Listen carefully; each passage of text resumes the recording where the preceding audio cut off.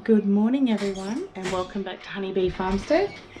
There's a lot going on today and it's been getting warmer and warmer through the day, so we want to try and get our things done first thing in the morning.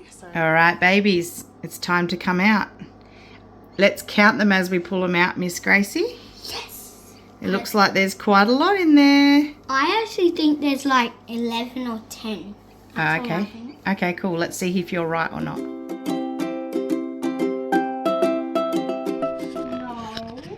Hey puppies. Hey puppies.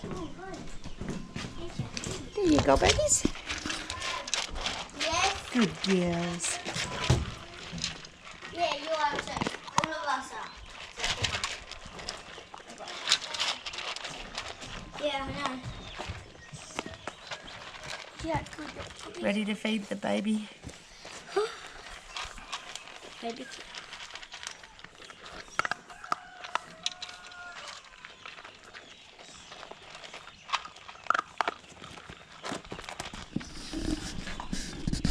Now this breed are generally pretty good at helping themselves. So when they are out in the paddock working, they'll just have a big huge drum that they can get access to food whenever they like. We can't do that right now because we currently have Tessa and she's a Mastiff. They're notorious for being pigs, gutsers, and she definitely is. So we cannot just leave their feed around at the moment because it's puppy food, so it's higher in fats and that sort of stuff. And she's a senior dog, so we don't want her to get access to all the puppy food. So we have to actually physically feed them morning and night at the moment because, yeah, this big girl, she's got cancers and things. She's 13 years old, so she's getting quite old. Mina, come on, Mina. Good girl. Good girl. They're beautiful, hey? And they don't have any food aggression. Hey, Mina. That crunchy biscuits? Mommy said, is that enough? It's probably too much, but that's fine. Take it over there. That. Away. Good girl. Yeah, so at the moment we need to hand feed them because, yeah, managing the two different breeds of dog, it's a bit of a mission. Yep. This back veranda needs a clean, ladies, because you make a mess. Did you finish shoulder? She keeps pushing me. Over here. Yeah, she keeps pushing me. Just stop then. Yep. Oh, God, you're so powerful. Oh, guts. Lemon time. No thanks. I don't want to kiss. Oh God, raspy tongue. Sandpaper tongue. Hey, sandpaper tongue. She just starts looking at me. That hurts, Bessie. She keeps nudging me. Goodness me, pull it out and let the air get in. 1 second. Wait. Oh, really? Okay, you Don't let her do that. Okay, back over here. Okay. All right, now. Not me, Bessie. not me. I don't have it. Bessie. I don't have it. Ben. Don't hold my hand. Nuggets. Ow! Ow. You bumped my fingers. Why are you holding the teat on? Because last time she ripped it off and milk went everywhere. Poured out everywhere. She wasted it, didn't she? Yeah. Instead of her getting fed. What's the matter, pups? Good girls. Good girls. Nice girls. Good girl, Mina. Good girls. It's okay, Mina. Don't growl. Here. Little girl, you've had enough. Look You've at had your enough, gut. little fatty. Look at your tum-tum. All right, you hopping over or what?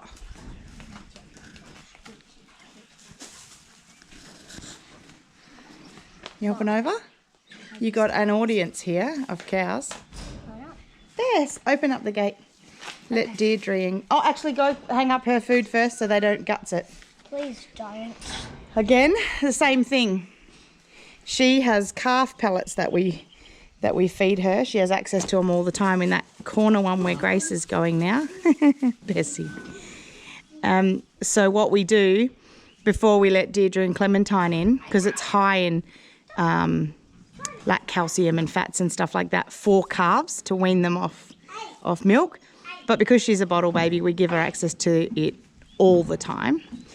But when we let these two ladies in, so we can milk that lady, we have to put it up because they will just guts it and they don't need it. And it's too expensive to be doing that, isn't it? Go. Deirdre, come on. Come on, Dee. Come on, Dee. Come around. Look. You can come in now. Come on, Deirdre. What are you girls doing? What are you doing? You being silly. Hilda. Good girl. You stay there, Missy. Just climb over, babe. She's not going to do anything. Come on, Deirdre. That briquet's coming out. Are you going to go with her? Deirdre. Come on, Dee. Okay, watch out. Keep going in. She's going to walk past quick. Oh. Do you want to get the pooper scoop and do the cleaning of the poops? Close it up so I can get Bonnie in.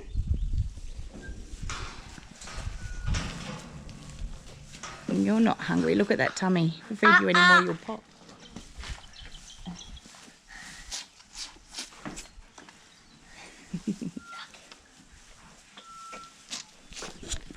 Bending my hand back.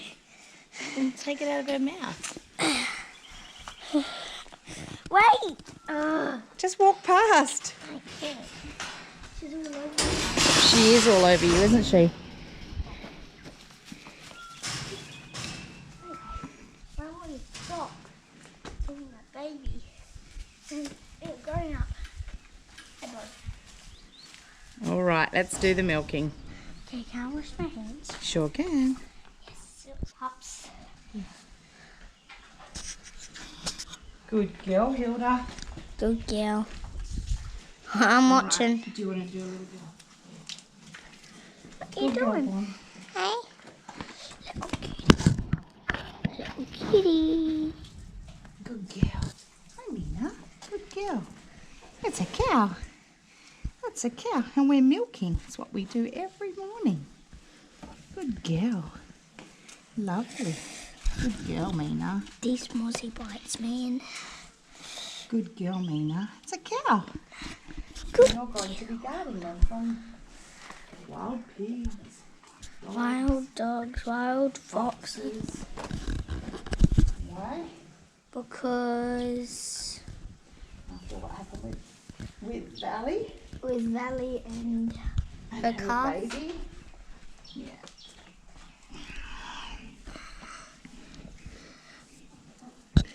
Good girl, Bon. Over there. That's it. Good job. Think Now about the- different angles. Now they're watching me. Good girl, Bon.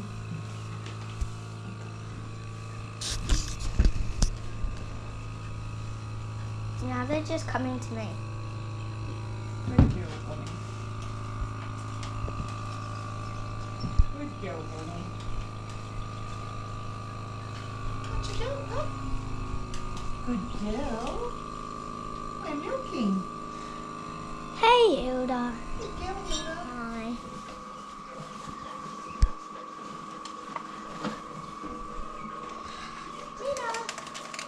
Mm. Why are you eating that? That's Good girl, Bon. Good girl, Bon. she blew that on you. Good girl, Bonnie.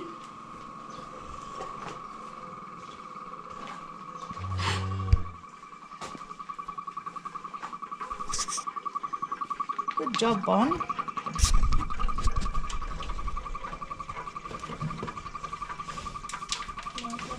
Good girl, Bonnie. What's she stressing about up there? The puppies. They're eating her food off the tray. Yeah. That's okay. She'll get used to them. They'll get used to her. She'll get used to them. They'll get used to her. You already said that. Hilda's drinking the cleaning water. Is that good? Can't hurt. Have you already dropped Brock off? Yeah. What you doing, Hilda? What you doing, Bob? And then what are we doing after milking? Doing that. We got to set up the turkey's brood area. Yeah. And then? As promised in my last video, I wanted to show you guys all the dung beetles that are inside the poops. So cow poo, like the milk's super valuable, the meat's great too, but cow poo is one of the most important things about a cow because it's one of the best things to grow your garden. So I thought I would show you guys because every day we do this little cleanup. So let's do it.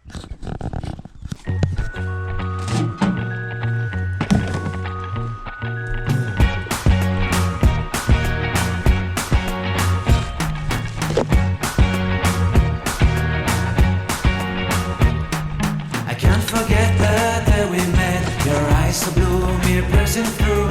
I can't forget the day we met. Your smile so bright, it made me swoon. Our love is like a summer's day, hot and endless in a magic way.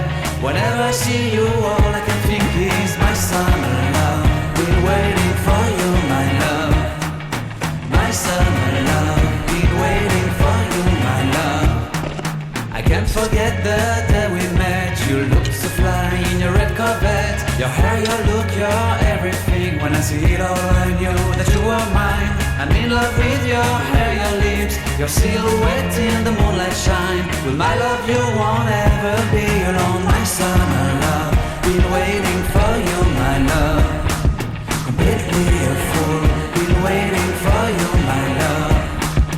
Head over heels, I'm blinded by what I feel. My love is forever yours.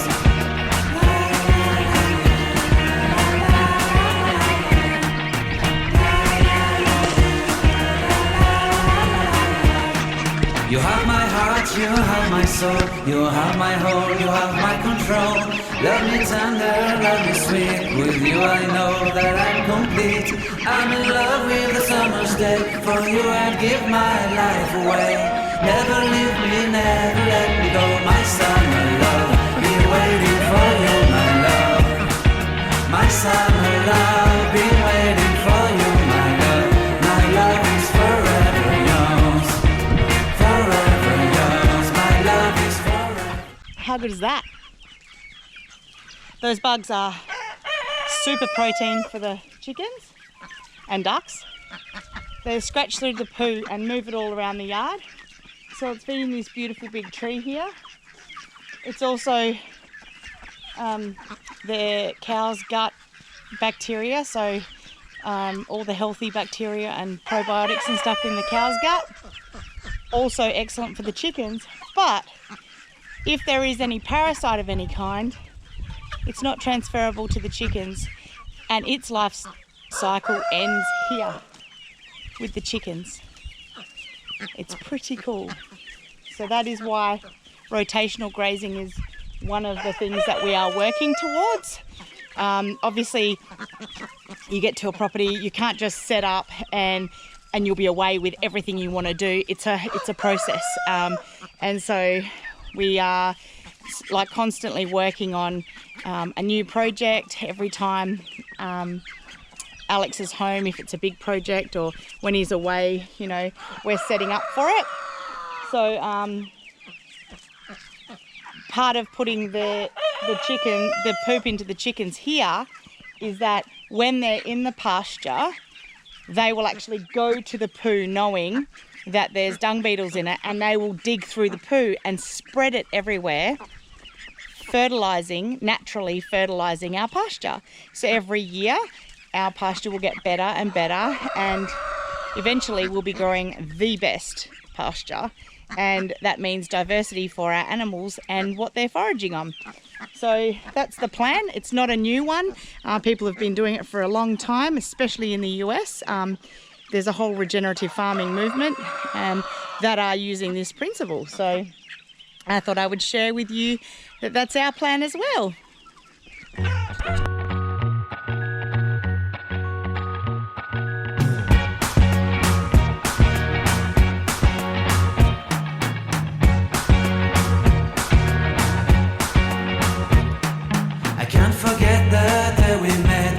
So blue, me pressing through. I can't forget the day we met. Your smile so bright, it made me swoon. Our love is like a summer's day, hot and endless in a magic way. Whenever I see you, all I can think is my summer love. Been waiting for you, my love. There you have it. Cleaned up for today and fed the chickens some bugs. Collected this goodness for my garden. Some plants I just put it around as is.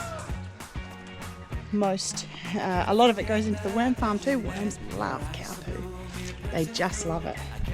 And then the rest of it just goes in a big pile to start breaking down to turn it into mulch. So she went out to the pasture. Utilising every part of it is it's just good. It's good practice. And when you know how valuable that resource is, you won't let it sit in a paddock. I mean, it's good for the paddock, and that's why we want it in the paddock as well.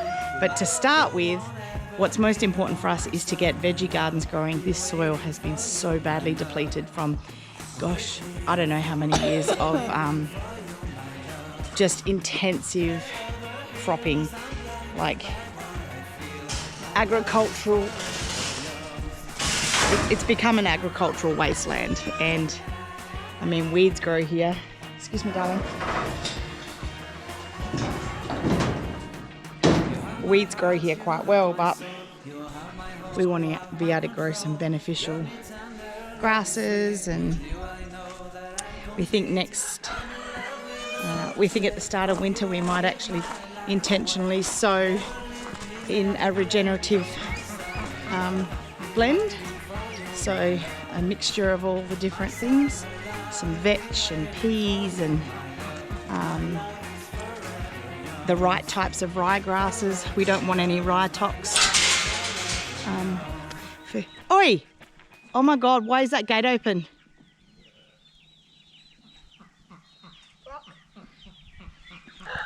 What do you mean? Can you go shut it, please? That is a heck no. We can't have that. I hope you guys enjoyed that. I just thought I'd keep you guys updated about what's happening with the puppies. Their training is going really well. They're meeting the animals all beautifully. Hilda has shown signs of chasing and grabbing chickens and things like that, the little meat chickens that keep popping out of the pen. So Hilda has, and in fact, Mina is the reason we know about it, because we hear lots of barking and carry on, and Mina's usually crouched down barking at her sister to try and stop her. So we are going to look into other ways of training Hilda to get her out of it. And that's probably going to include a collar that she wears all the time, and we just keep watching her, and when we see her do that sort of thing, give her a little zap so that she associates doing that with something negative. But before I do that, I'm going to research whether that's actually something that is worth doing with this breed of dog. So I'll keep you posted on that as well. To answer a few little questions that I'm getting from different viewers, I wanted to address a couple of things. So firstly, I have had a viewer of ours ask me to delve more into the natural remedies I use around the farm and with the family. So I am going to do a little bit more of that. If you guys want to see that, let me know below. That'd be great. And I've been using doTERRA essential oils since January. What year was Grace born? 2014. So I've been using it almost 8 years, and I've literally eradicated everything. We don't have Band-Aids, just all of the pharmaceuticals type medications out of our lives. Along with that journey came a awareness, or maybe not just awareness, but sort of a want to learn more about the foods we eat, the things that we put into our body, you know, where our food comes from, where all those sorts of things, soil health, air health, all of that, water health. So I've been on a massive health journey for at least 8 years. When the birth of Grace was okay. I say okay, but if I look back, it really wasn't. So I had gestational diabetes with Grace, and I, for the first time in all 5 pregnancies, had to inject insulin. And I was just, it was not a happy pregnancy. It was a very sort of tough one. Physically and for my health, it was pretty tough. So when she was born, it comes as no great surprise, with 5 kids and a FIFO husband and just a really super busy life, that I struggled big time. So my entry into natural healing, and that came from, I just got invited one day to my sister's house for a doTERRA party, and I was like, what's that about? And you know, we all get invited to the Tupperware parties and the Flash and Geist and the, you know, adult parties and all that sort of stuff. Multi-level marketing, I'll say. And I just was like, oh, okay then, yeah, I'll come along. And this was like the week before, and then the day of, my sister messaged me and she says, are you coming? Because she, like, obviously you feel this pressure for bums in seats, right? And I was like, oh my God, yeah, I am. So I literally had Jackson, he was a toddler, and we'd been shopping. He was saying, I'm hungry, so I was making him food. The baby was crying as usual, like Grace wasn't overly settled. You know, I was strung out and I was really not doing well.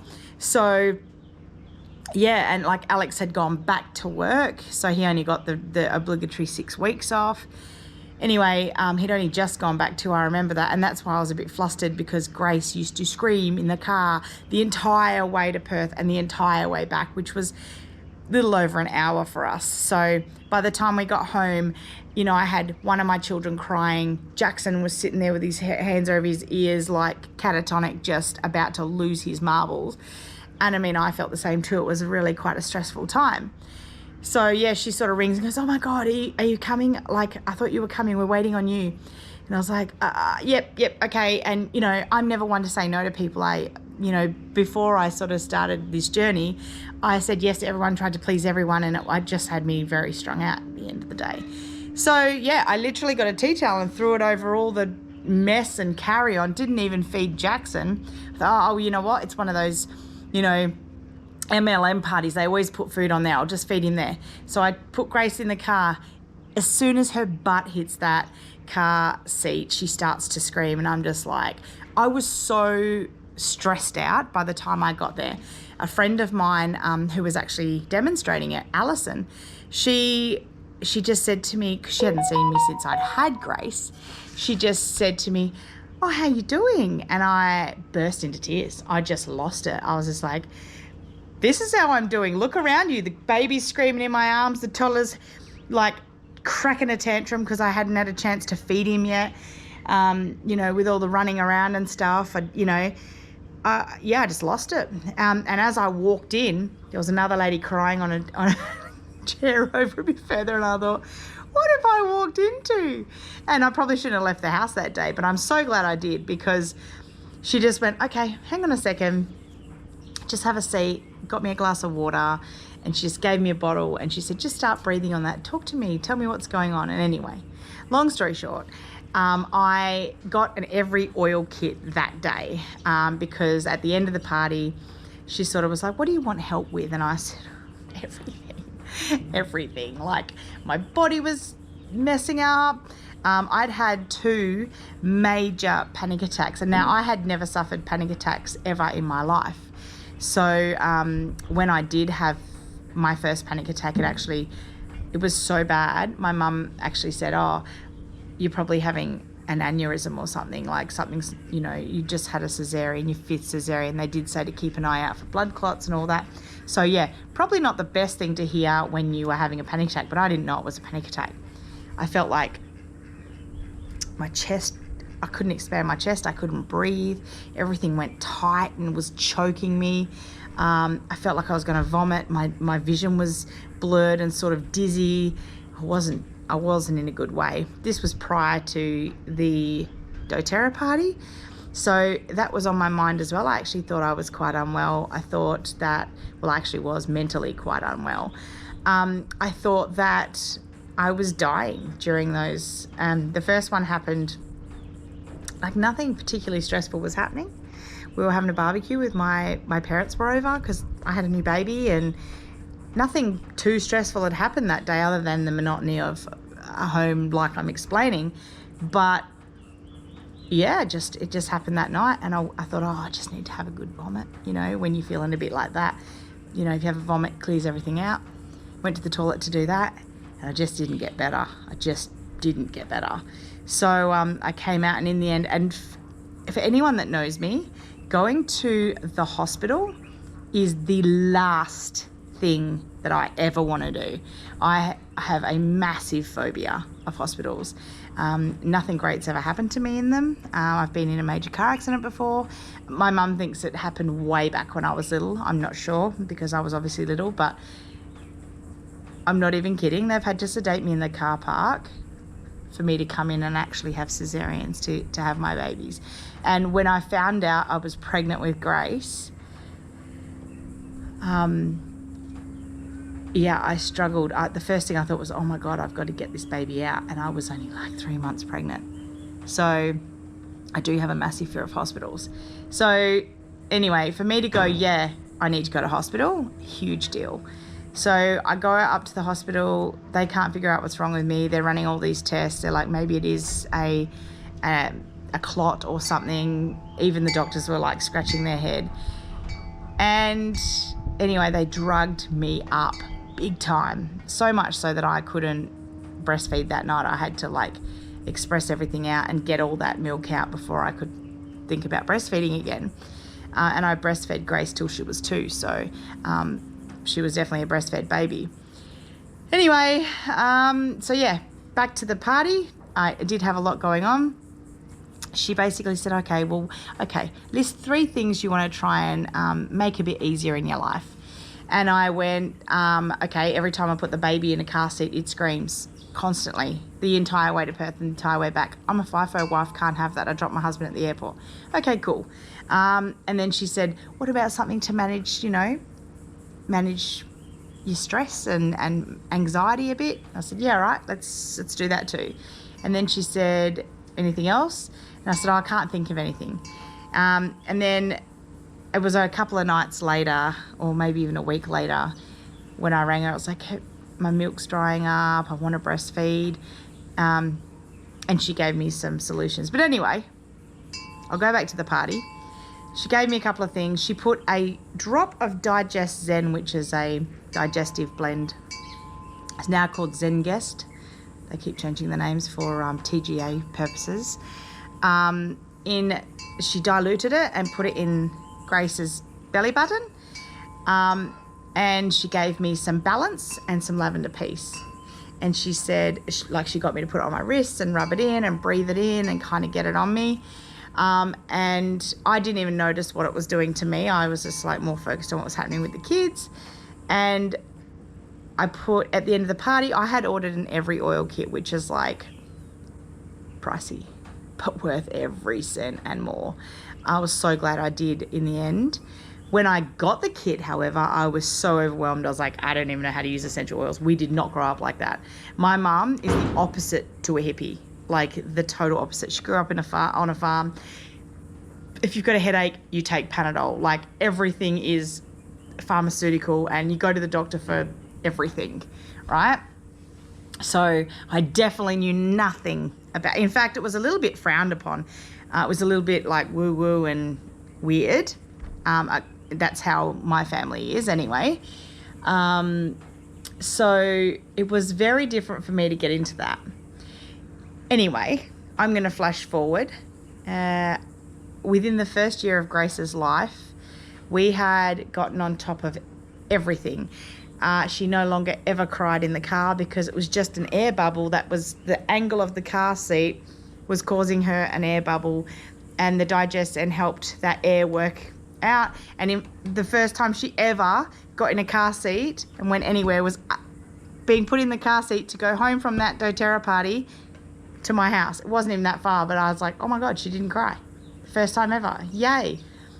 And it was only after Alison checked in with me that I realised, oh, maybe it was the oils. I didn't even think about that because I was not trained to assess what's going on. And, oh, okay, well, so we did this and that changed it. So 8 years later, I have gone down every path that I've ever found about health. And that doesn't just mean essential oils. I've gone down water health and purity and alkaline water and minerals and vitamins and the sorts of plants that you can eat and the way that our food is not only grown but treated when it's growing up, and how so important that is. You know, like the stress hormone that happens in an animal when it gets loaded on a truck, sent to market, pushed up a ramp, in a conga line of death, and they literally see the animal before them get slaughtered. But I just don't like it, and I don't want a part of it. And so I like the idea, like a lot of people have said to me, if that's the way, then why aren't you vegan, sort of thing. Well, I've toyed with the idea, and for our family, long story short, I actually just think it's we need the whole picture for our health. We are omnivores. It's a fact of life, and that's how I see it. So if I'm going to eat meat, then I need to be responsible for that. I need to be responsible for the care, safety and well-being of that animal, for its perfect treatment for every second of its life, which is why you will see me do crazy little things like try and fix a chicken's legs so it's not splayed. You know, some people would just put it out of its misery, and I'm not begrudging that either. But I believe holistically, it's the whole picture that's important. So we put all of our love and effort into raising a healthy, happy animal that's never known a bad day until its last day. And even then, it doesn't know. It's so quick that it's over, and that animal and every part of that animal is utilized and appreciated, and blesses our lives as we blessed it. So that's how I see it. So I was in the middle of my train of thought, and I had to switch to my other GoPro because it's so hot outside that my GoPro went, it's too hot, and shut down, and I couldn't even touch my GoPro with my hands. I had to get something to pick it up. It was that hot. It's only 34 here. So that's what illustrates to you how hot it gets here, and that's why we've picked the type of birds we have. I have waffled on for long enough. So I'm going to leave this video here. We hope you enjoyed it. It was a nice, fun little one today with the puppies learning how to be around the cows and putting our new little baby turkeys in their brooder. Yeah, we hope you enjoyed it. And if you did, please give it a big thumbs up. Comment below with any comments you might have or questions you have for us I can address in a video, and share it with your friends. If you haven't already, please subscribe and hit the notification button so that you get notified every time we release a new video. And until the next video, take care of each other, and bye for now.